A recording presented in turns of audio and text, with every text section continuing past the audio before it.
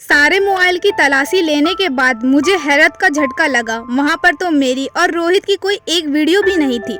हालांकि रोज वीडियो बनाता था। मैंने मोबाइल बंद करके वैसे ही रोहित के सिरहाने रखा और सोच की समुद्र में डूब गई। रोहित ने कहा कि वीडियो कर रहा है या वो आजमा रहा था। उसने कोई वीडियो नहीं बनाई है, शायद मुझे जांचने के लिए ऐसा कर रहा होगा। जैसे मैं इनकी बातें नहीं समझ रही हूँ, पर मैं पढ़ी लिखी लड़की थी, सब समझ रही थी और कुछ कुछ शब्द मेरे कानों में पड़ जाते थे तो मैं सारा दिन उनके बारे में सोचती रहती थी। रोहित ने मुझे बताया कि उसका पापा दिल का मरीज है, पर मुझे तो वो बिल्कुल ठीक लगता था। ऐसा लगता जैसे रोहित का बाप नहीं, उसका बड़ा भाई है। बिल्कुल जवान लगता था। मैं यही सोचती थी कि ससुर तो बिल्कुल जवान लगता है, उसने दूसरी शादी क्यों नहीं की। शायद रोहित की मोहब्बत में दूसरी शादी नहीं की, शायद सच में वो हार्ट पेशेंट था। एक रात जब हम सो रहे थे कि मेरे ससुर की तबीयत बहुत खराब हो गई। उसने रोहित को नींद से उठाया। मेरा ससुर अपना सीना मसल रहा था, उनकी बहुत बुरी हालत हो गई थी। रोहित भी घबरा गया और गाड़ी की चाबी उठाकर बाप को सहारा देकर बाहर निकल गया और मुझे कहा दरवाजा अंदर से बंद कर लेना। मैंने एक बात नोट की थी, रोहित और मेरे ससुर घर पर कभी मुझे अकेला नहीं छोड़ते थे। दोनों में से एक घर पर जरूर रहता था। अगर कभी मजबूरी में दोनों घर से बाहर जाते तो दरवाजा को बाहर से ताला लगा कर जाते थे और कहते थे कि तुम घर पर अकेली हो इसलिए बाहर से ताला लगाया है। पर यह बात भी मुझे अच्छी नहीं लगती थी, पर मैं चुप रहती थी क्योंकि मुझे बहस करना अच्छा नहीं लगता था। फिलहाल तो हमारी शादी के नए नए दिन थे और मुझे बहुत जगह चुप रहना पड़ जाता था। आज मेरे ससुर की तबीयत इतनी ज़्यादा खराब हुई, ऐसा लग रहा था कि मर जाएंगे। उसका रंग एकदम वाइट हो गया था। पहले तो कभी इसकी इतनी तबीयत खराब नहीं हुई थी।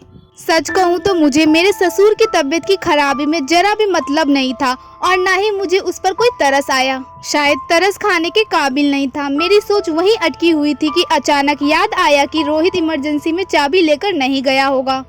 मैंने दरवाजा बंद किया और भागती हुई चाबी तलाश की। मेरे 10 मिनट चाबी तलाश करने में गुजर गए। मैं थक कर बैठ गई। तभी मेरे दिल में ख्याल आया कि मैंने बेड का गद्दा ऊपर किया और मैं खुश होकर बैठ गई क्योंकि गद्दे के नीचे मुझे चाबी मिल गई थी। मैंने जल्दी जल्दी अलमारी खोली तो मेरी जान निकल गई। मेरा पति तो मेरी सोच से भी ज्यादा आगे था। वहाँ कुछ खास चीज मुझे नहीं दिखी और मैं मायूस हो गई।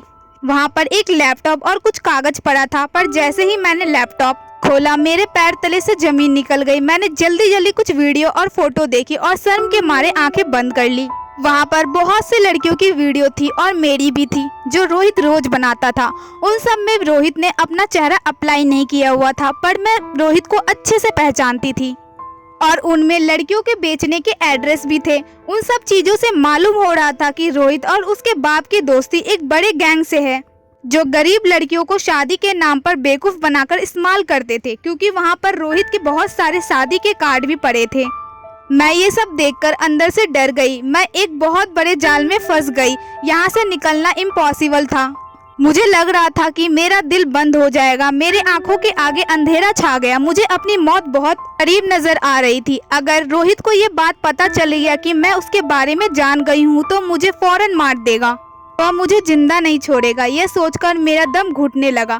मुझे सांस लेने में परेशानी हो रही थी, पर मुझे हिम्मत करनी थी। शुरू में तो ख्याल आया कि ये सब डिलीट कर दूं और सब बर्बाद कर कर भाग जाऊं, पर कहाँ जाती। अब तो मुझे शक हो रहा था कि रोहित ने घर में कैमरा छुपा कर रखा होगा जिससे वो मेरी सारी बातें पता लगा रहा होगा। यह सोचकर मेरी हालत और बिगड़ गई। फिर मैंने सोचा अब जो होना था सो हो गया। अगर रोहित कैमरा लगाया हुआ है तो भी मैं कुछ नहीं कर सकती थी। फिर ख्याल आया कि यह सब मेरा वहम हो। फिर मेरा दिमाग तेजी से काम करना शुरू किया और मैंने सब वैसे ही रख दिया जैसे पड़ा था और अलमारी लॉक करके चाबी वापस उसी जगह पर रख दी थी। अगर मैं भाग जाती तो रोहित का राज कभी न खुलता और मेरे घर वाले को भी नुकसान पहुंचाने की कोशिश करता। मैं भगवान से प्रार्थना करके रोने लगी और इतना रोई कि मेरी आंखें सूज गई। मैं भगवान से मदद मांगी जा रही थी। अब न जाने कब तक रोहित मेरा इस्तेमाल करने वाला था, न जाने मेरे साथ क्या करता। बहुत वक्त गुजर गया था, अभी तक रोहित नहीं आया था। इसका मतलब था इसके बाप की तबीयत ज़्यादा खराब थी, वरना रोहित जरूर वापस आता, अलमारी की चाबी ले जाता। तभी मैं उठी और सारे घर की तलाशी लेने लगी, पर मुझे कोई खास चीज़ न मिली। तो मैं अपने ससुर के कमरे में गई। जब से शादी होकर आई थी एक बार भी ससुर के कमरे में नहीं गई थी। रोहित ने मुझे साफ शब्दों में कहा था कि पापा के कमरे में नहीं जाना है, उनको पसंद नहीं है। अब मैं ससुर के कमरे में गई तो उनका कमरा बहुत बड़ा था। अब मुझे अंदाजा हो गया कि जो भी राज है वह इस कमरे में छुपा है। तभी मुझे इस कमरे में जाने की इजाजत नहीं थी। मैं तलाशी लेने लगी पर मुझे कुछ नजर नहीं आया। पर एक छोटा सा कालीन बिछा हुआ था, उस पर मेरा पैर पड़ा तो मुझे अजीब लगा। मैंने वो कालीन हटाकर देखा तो वहाँ कमरे के फर्श पर एक लोहे का ढक्कन था, जैसे कोई जगह बंद करने के लिए दिया गया हो। मैंने डरते डरते वो ढक्कन उठाया और मेरे होश उड़ गए। वहाँ पर नीचे की तरफ सीढ़ी जा रही थी। आज मैंने सारे रात जानने का सोच लिया था, अब चाहे मैं मरती या बचती, क्योंकि रोहित मुझे वैसे भी जिल्लत की जिंदगी देता। इससे अच्छा था कि मैं मर जाती। मैंने इधर उधर नजर दौड़ाई तो मुझे टॉर्च पड़ा हुआ मिल गया। जरूर ये नीचे जाने के लिए इस्तेमाल करते होंगे। मैंने टॉर्च लिया और सीढ़ियों के नीचे उतर गई। मैं वहां जाकर देखी तो मेरी रूह कांप गई। वहां तो अंधेरे में एक कैद खाना बना हुआ था। वहां 5 लड़कियां कैद थी और खाना न मिलने की वजह से सूखकर हड्डियां का ढांचा बन गई थी। मैंने उनसे पूछा कि तुम लोग कौन हो और यहाँ क्या कर रही हो। सब लड़कियों ने बताया कि इन बाप बेटे ने मेरे गरीबी का फायदा उठाकर शादी का गेम खेलकर उनके साथ गलत वीडियो बनाई, फिर गलत काम करने के लिए ब्लैकमेल करते रहे। और जब वो लड़की इस काम पर राजी नहीं हुई तो उन लोगों ने इस अंधेरे में हमें कैद कर दिया और अब बहुत जल्दी हमें बेचने का इरादा रखते हैं और इससे पहले भी बहुत सी लड़कियों की जिंदगी बर्बाद कर चुके हैं। यह लड़कियों ने हाथ जोड़कर कहा कि मैं इनकी यहाँ से निकलने में मदद करूं, वरना जल्द ही मुझे भी इस अंधेरे में कैद होना पड़ेगा। उनकी बात सुनकर मेरा दिल घबरा गया। मुझे बहुत डर लग रहा था। मेरा दिमाग काम नहीं कर रहा था कि मैं क्या करूं। मैंने चाबी की तलाशी शुरू की। मुझे बहुत डर लग रहा था, जैसे अभी रोहित आ जाएगा। चाबी ढूंढते हुए मेरे हाथ कांप रहा था। आखिरकार मुझे चाबी मिल गई। चाबी मिलते ही मैंने ताला खोला और उन सबको आजाद कर दिया और मैं फौरन ही उनके साथ ऊपर आ गई और अलमारी को खोलकर वहां पर रखी सारी चीजें जल्दी से जल्दी बैग में रख ली, क्योंकि मुझे इनके खिलाफ सारे सबूत जमा करने थे। अगर रोहित घर वापस आ जाता और हमें ना पता तो फौरन सारे सबूतों के साथ गायब हो जाता और कभी पकड़े ना जाते। पर मैं चाह रही थी कि वो पकड़े जाए। मैंने खिड़की से बाहर देखा तो दूर दूर तक रास्ता सुनसान पड़ा था। सड़क पर स्ट्रीट लाइट जल रही थी और बहुत रात हो गई थी। हम सब मिलकर घर से बाहर निकल आए। बहुत देर छुपते छुपाते डरते हुए हम 6 लड़कियां रात के अंधेरे में किसी सवारी का इंतजार किए और हम सब मिलकर भगवान से भी मदद मांग रही थी। और आखिर हमें एक टैक्सी नजर आई तो हमारी जान में जान आ गई, क्योंकि लड़कियां बहुत कमजोर हो चुकी थी और सही से चल भी नहीं पा रही थी। वहां से टैक्सी करके सीधे हम पुलिस स्टेशन आए। इस दौरान हमें सबको पता लग गया था कि अभी दोनों बाप बेटा घर आएंगे और हमें उम्र भर अंधेरे में कैद रखेंगे या हमेशा के लिए खत्म कर देंगे। इसी डर से हम पुलिस स्टेशन पहुंच गए और पुलिस को हम सब लड़कियों ने सब कुछ बताया कि इन बाप बेटों ने हमें कैद किया और हमें आगे बेचने का इरादा रखते हैं।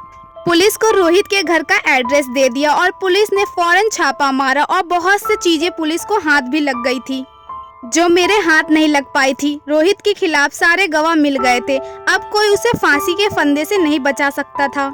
मेरा ससुर मर गया था। उसे इस बूढ़े की खुशकिस्मती समझो या बदकिस्मती कि वो पुलिस के हाथ के मार से बच गया था और मर गया था।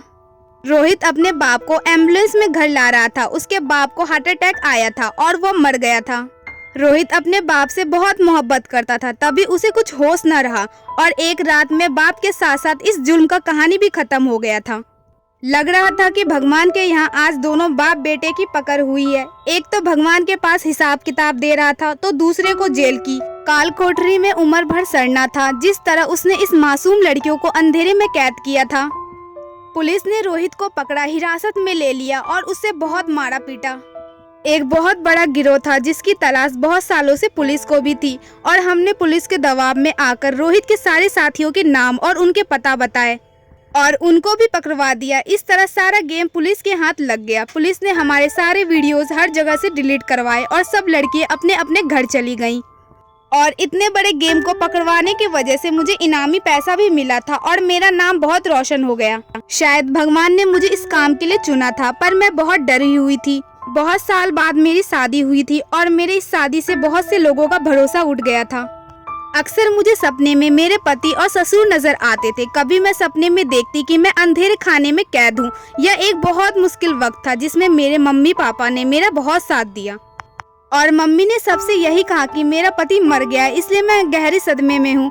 रोहित से भी मैं डिवोर्स ले ली थी। मम्मी ने कहा अगर लोगों को डिवोर्स के बारे में बताऊंगी तो तुम्हारा दोबारा घर नहीं बस पाएगा, इसलिए मैंने सबसे बताया कि मैं विधवा हो गई हूँ। इसको भगवान का लिखा हुआ समझकर सब चुप हो जाते हैं।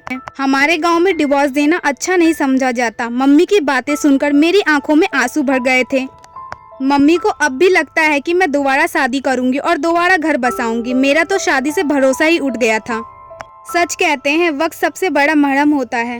वक्त के साथ साथ जख्म ठीक हो जाते हैं, पर कुछ जख्म के निशान मरते वक्त तक हमारे साथ रहते हैं और उन निशान को देखकर वो दर्द याद आ जाता है। और फिर 2 साल के बाद मम्मी पापा के कहने से मैंने दोबारा शादी कर ली।